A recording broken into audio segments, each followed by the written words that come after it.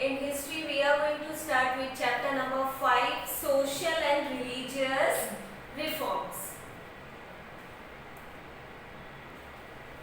Along with spread of English education, there spread of new thoughts, new ideas, new philosophy. Indians were also introduced to Western changes in social, religious, economic and cultural aspects of Indian society okay जैसे India में western education का जब introduction हुआ उसके बाद बहुत सारे changes आए इंडिया में okay and along with the education new thoughts new ideas and new philosophy spread होने लगे इंडिया में and also there is change in social, religious and economic cultural aspects of Indian society. यानी जो पहले थी जब education receive होने के पहले जिस तरीके का एटमॉस्फेयर था सोसाइटी में ओके रिलीजन वाइज या फिर सोशल वाइज जो भी बिलीव्स थे जो एटमॉस्फेयर था वो सब चेंज होने लगा धीरे धीरे रिफॉर्म होने लगा मतलब चेंज होने लगा धीरे धीरे okay the modern educated Indians became aware that the backwardness of India was due to superstitions casteism old customs class system and lack of critical outlook जो मॉडर्न एजुकेटेड इंडियंस है western education के western education के introduction के बाद जो भी Indians modern education लेने लगे वेस्टर्न एजुकेशन लेने लगे उनका जो आउटलुक है वो ब्रॉड होते गया चीज़ों को वो अच्छी तरीके से समझने लगे एंड उनको ये चीज़ें समझ में आने लगी कि इंडिया जो है वो क्यों बैकवर्ड है ओके वो बाकी नेशंस के तरह बाकी वेस्टर्न कंट्रीज के तरह क्यों प्रोग्रेस नहीं कर पा रही है क्यों क्योंकि इंडिया सुपरस्टिशन में कास्टिज्म में देन रिलीजियस बिलीव्स में ही उलझ के रह गई है जिसके वजह से ओवरऑल डेवलपमेंट इंडिया का नहीं हो पा रहा है ओके ये जो एजुकेटेड यूथ्स है एजुकेटेड इंडियंस है ये चीज़ें उनको एजुकेशन रिसीव करने के बाद ये सारी चीज़ें समझ में आने लगी okay It was necessary to eradicate the flaws and undesirable tendency for progress of the country and to create a new society based on the principles of humanity, equality and fraternity. So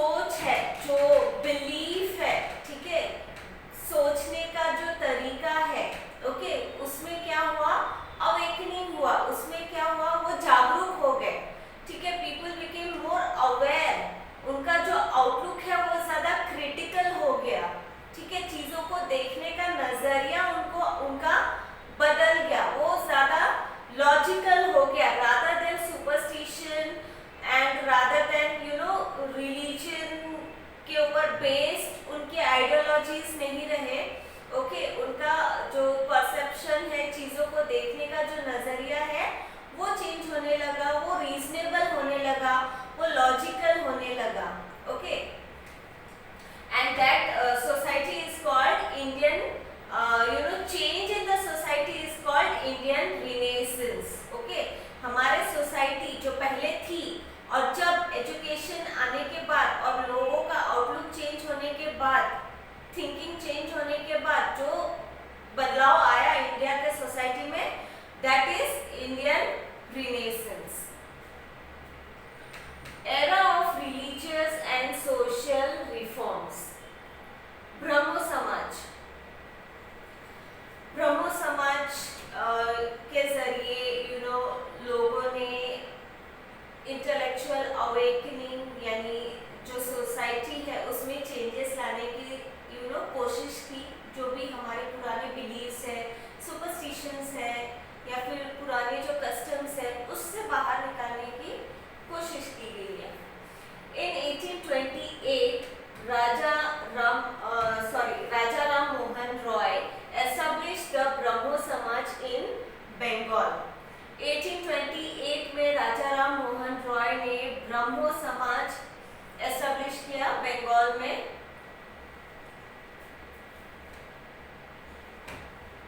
He had studied many languages and religions. Through it, his ideology of Advait philosophy was developed. Okay, उन्होंने बहुत पढ़ाई की है, अलग अलग languages में उन्होंने पढ़ाई की है, एजुकेशन रिसीव की है. ठीक है, एंड उसके जरिए उनका जो आइडियोलॉजी है of Advaita philosophy. Advaita philosophy means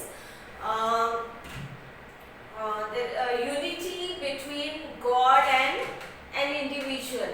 okay, मतलब एक इंडिविजुअल, एक पर्सन और एक भगवान के बीच जो यूनिटी है, that is Advaita philosophy. Okay, he developed the ideology of Advaita philosophy.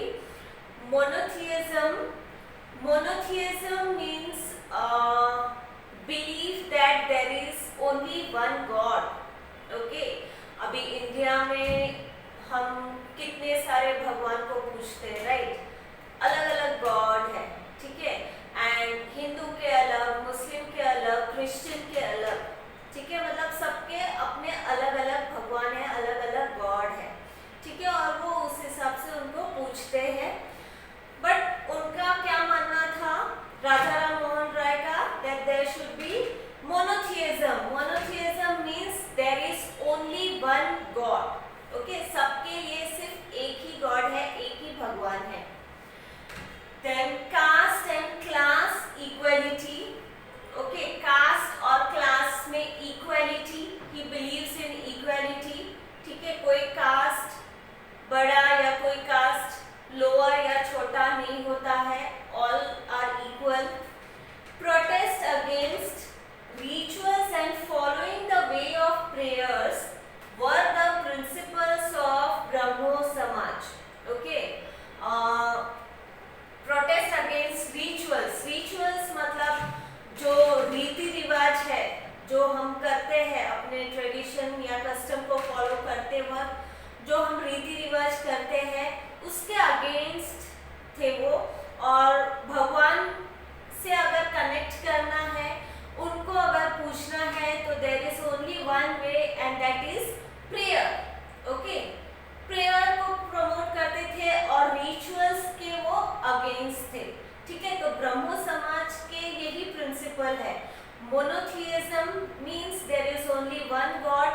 Okay, and he protest against rituals. सिर्फ प्रेयर्स के जरिए हम गॉड से कनेक्ट कर सकते हैं. And also caste and class equality.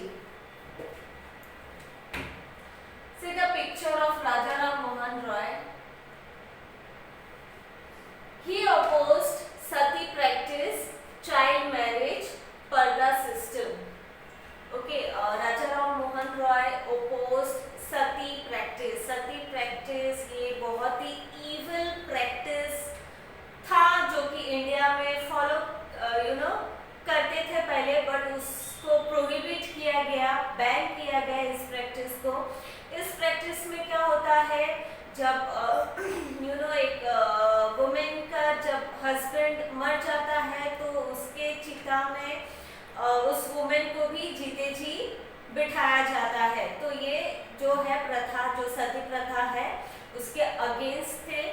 And child marriage यानी बाल विवाह, यानी जो बच्चे रहते हैं, जो एडल्ट नहीं हुए रहते हैं, जो बच्चे रहते हैं, चाइल्डहुड में रहते हैं, जो उनकी शादी करा देते थे पहले, ठीक है, उसके अगेंस्ट थे वो। एंड पर्दा सिस्टम यानी जो औरतें हैं उनको हमेशा पर्दे में रहना रहता है, ठीक है। जैसे बाकी लोग सब सामने आके इकट्ठा बैठते हैं तो सबके साथ मतलब उनको बैठने को अलाउ नहीं होता था, उनको पर्दा के पीछे रहने रखा जाता था। एंड ऑल्सो उनको घूंघट लेना पड़ता था। तो ये सारे जो सिस्टम था उनके अगेंस्ट थे वो। He promoted widow remarriage and female education. Okay, widow remarriage, widow मतलब विधवा, यानी जब एक वुमेन के जो हस्बैंड है उनके डेथ हो जाती है तब वो विधवा बन जाती है, विडो बन जाती है, ठीक है। तो उनको दोबारा शादी करने का हक नहीं रहता है, ठीक है।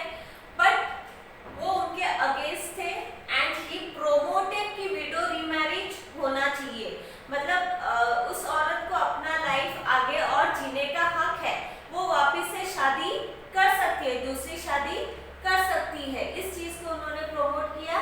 And also female education, okay. पहले के जमाने में लड़कियों को एजुकेशन का हक नहीं था, ओके, सिर्फ बॉयज एजुकेशन रिसीव करते थे, तो उन्होंने फीमेल एजुकेशन भी प्रमोट किया।